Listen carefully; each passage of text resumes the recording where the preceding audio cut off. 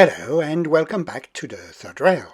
We have a new addition to the collection this week.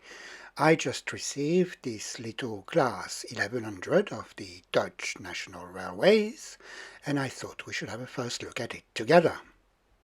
First, let's have a quick model overview.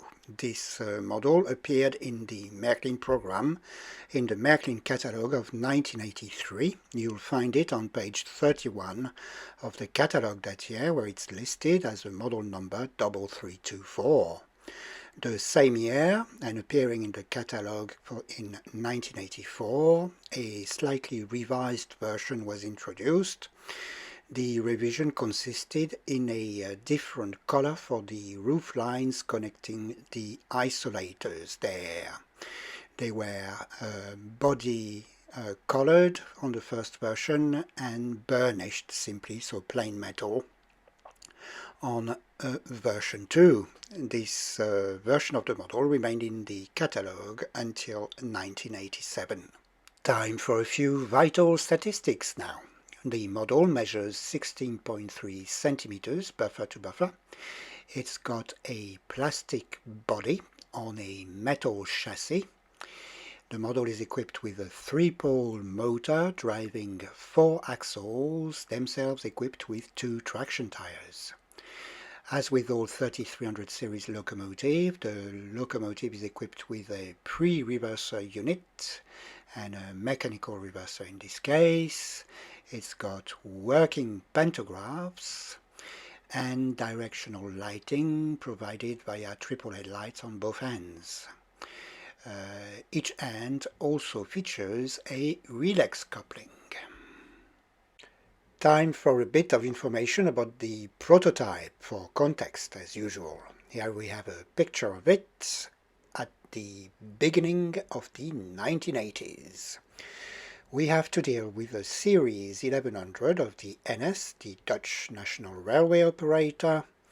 The locomotive was used for mixed traffic there and could reach a speed of up to 130 kilometers per hour. This prototype class was designed and produced by Alstom in France. Alstom reused an existing design of a class 8100, which it had introduced for services in the south of France at the time. All in all, 60 units of this prototype class were delivered between 1950 and 1956. Upon its introduction, the class could be seen in front of all sorts of traffic. When more powerful locomotives became available, these took over the heavier trains, and the class 1100 was mainly used for lighter freight duties and passenger traffic. They took care of the majority of the express passenger services until 1980. The entire class underwent a rebuild program between 1978 and 1982, during which they received their new characteristic nose design called the crush nose in an attempt to improve driver safety. During the 1980s, the arrival of new locomotives and multiple units on the Dutch railway network progressively relegated the class 1100 to lesser duties, so light freight and more commuter-type traffic. The locomotives were progressively retired during the 1990s, and the last one left service in 1999. Our prototype, the 1139, was retired in 1991 and finally dismantled in 1992. There are currently 5 units in preservation, either in a museum or with railway heritage clubs. Let's have a look at my 3324 now. So mine is a version 2. I've received it in its original box, which is still the typical blue-orange design from the 70s and 80s. It's the right box number on the side. There's a few blemishes here and there, but overall it's more or less as should be expected from a box which is now nearly 40 years old. So let's have a look inside and see what's expecting us there. Let me just open the flap. So from the 80s onwards there was a little cover on the styrene insert to protect the locomotive. We've got instructions, that's good. Let me take the plastic cover off and then we'll get the model out of its box. And that doesn't look too bad. Right, let me put it on its presentation rail and we'll have a closer look. And I must say the first impression is a good one. There doesn't seem to be any defect on that side. Let's have a closer look. No, nothing. If we look at the nose from the front, that's fine too. Usually there's always little paint scratches around the lights and this type of things, but there's absolutely nothing in this case. Very good. Let's move on further on the side of the body. And here it looks like the story carries on. Nothing to report or complain about. Very good. Let's have a look at the cab. Everything's there. The handrails, the wipers on the window. No scratches on the nose. Perfect. Now let's have a quick look at the roof. And that all looks very good as well. Excellent. So, chassis.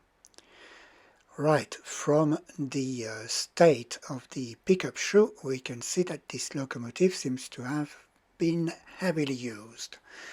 That's not a problem for me, especially considering the overall cosmetic state. But it might mean that it might not behave very well during the test. Let's move to the layout to have a closer look at that. And here we are near the layout. The 3300 series locomotives are much more sensitive to bad conductivity than the old-fashioned analog locomotives from Märklin. So it's extremely likely that's not going to work well. Anyway, we'll soon find out. I'm going to rail the locomotive. There we go. Then try and give it a bit of power. Okay, we are moving. And we are stopping. Let's try and move the other way. It's hesitating, jumping forward. Yeah, we definitely have a little conductivity issue there. A new pickup shoe might simply solve the problem, but if I wiggle the locomotive on the rails, it goes again. Okay, so it needs a good maintenance and a new pickup shoe. Not the end of the world. At least I could verify that the lights are working, that the reverser is doing what it should do, and that the motor is operational. So that's all good stuff. The rest is down to a bit of maintenance. I don't have an immediate need for this locomotive just now, so I'm going to leave the maintenance for later. So it's extremely likely you'll see the model again in a starring role in a Can I Fix It video later on in the year. But for now the model is going to go back in its box. Right, let's have a look at what cars we can use with this locomotive now. Fortunately for us, in the catalogue in 1983, Märklin still made suggestions of consists, and there they recommend a 4164 model, which they introduced the same year, which represents an intercity car of the NS. Alternatively, we can also use a 4117, which was introduced a bit later in 1987, or maybe even a 4049, which might still have been around at the time. I don't have any 4117s just yet, but the other types, I think I have a few in the collection. so I'm sure that they will look very nice behind this lovely little class 1100 during an upcoming running session. Right, that's all for today. I'd like to thank you very much for watching. I'd also like to thank all the subscribers to the channel. It never ceases to amaze me that people are so interested in the content I produce that they subscribe. Click the little notification bell not to miss any of my uploads, and sometimes hit the like button.